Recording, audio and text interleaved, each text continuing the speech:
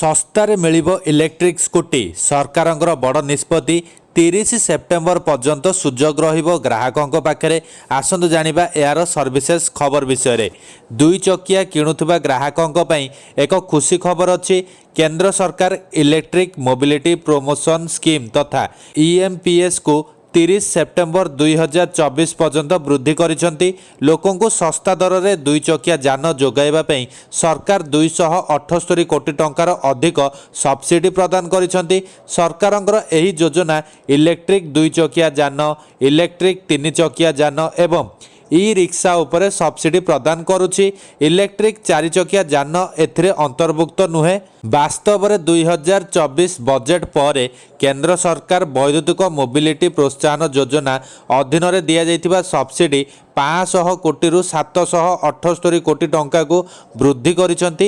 ଏହି ପରିସ୍ଥିତିରେ ବର୍ତ୍ତମାନ ଲୋକଙ୍କୁ 278 କୋଟି ଟଙ୍କାର ଅଧିକ ସବସିଡି ପ୍ରଦାନ କରାଯିବ। ଅଟୋ ବିଶେଷଜ୍ଞମାନେ ଘୋଷଣା କରିଛନ୍ତି ସରକାର ଏହି ଯୋଜନାର ଅବଧି ଆହୁରି ବଢ଼ାଇବାର ମଧ୍ୟ ସମ୍ଭାବନା ରହିଛି। ସୂଚନା ଅନୁସାରେ କେନ୍ଦ୍ର ଭାରୀ ଶିଳ୍ପ ମନ୍ତ୍ରାଳୟ 13 ମାର୍ଚ୍ଚ 2024ରେ ଇଲେକ୍ଟ୍ରିକ୍ ମୋବିଲିଟି ପ୍ରୋମୋସନ୍ ସ୍କିମ୍ ଆରମ୍ଭ କରିଥିଲେ। ଏହି ଯୋଜନାର ଉଦ୍ଦେଶ୍ୟ ହେଉଛି ଦେଶରେ ବୈଦ୍ୟୁତିକ ଯାନ ବିକ୍ରିକୁ ପ୍ରୋତ୍ସାହନ କରିବା। ଏହି ଯୋଜନା 31 ଜୁଲାଇ 2024ରେ ଶେଷ ହେବାର ଥିଲା। ତେବେ ସରକାରଙ୍କ ଦ୍ୱାରା ଏହି ଯୋଜନାକୁ ସେପ୍ଟେମ୍ବର 30 ପର୍ଯ୍ୟନ୍ତ ବୃଦ୍ଧି କରାଯାଇଛି। ଏହି ଯୋଜନା ଅନ୍ତର୍ଗତ ଇଲେକ୍ଟ୍ରିକ୍ ଦୁଇ ଚକିଆ ଯାନ, ଇଲେକ୍ଟ୍ରିକ୍ ତିନି ଚକିଆ ଯାନ ଏବଂ ଇ ରିକ୍ସା ଉପରେ ସବସିଡି ଉପଲବ୍ଧ ହେଉଛି। ଇଏମ୍ପିଏସ୍ ଅନ୍ତର୍ଗତ ଇଲେକ୍ଟ୍ରିକ୍ ଦୁଇ ଚକିଆ ଯାନ ଉପରେ 5 ଲକ୍ଷ ଟଙ୍କା ସବସିଡି ଉପଲବ୍ଧ ହେବ, ଯାହା ପୂର୍ବରୁ 3.37 ଲକ୍ଷ ଥିଲା।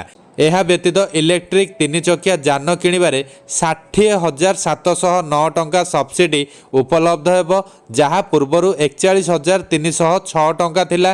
ଏଥିସହିତ ବଡ଼ ବୈଦ୍ୟୁତିକ ତିନି ଚକିଆ ଯାନ ତଥା ବାଣିଜ୍ୟିକ ଉପରେ ସବସିଡି 25,238 ଟଙ୍କାରୁ 47,119 ଟଙ୍କାକୁ ବୃଦ୍ଧି କରାଯାଇଛି।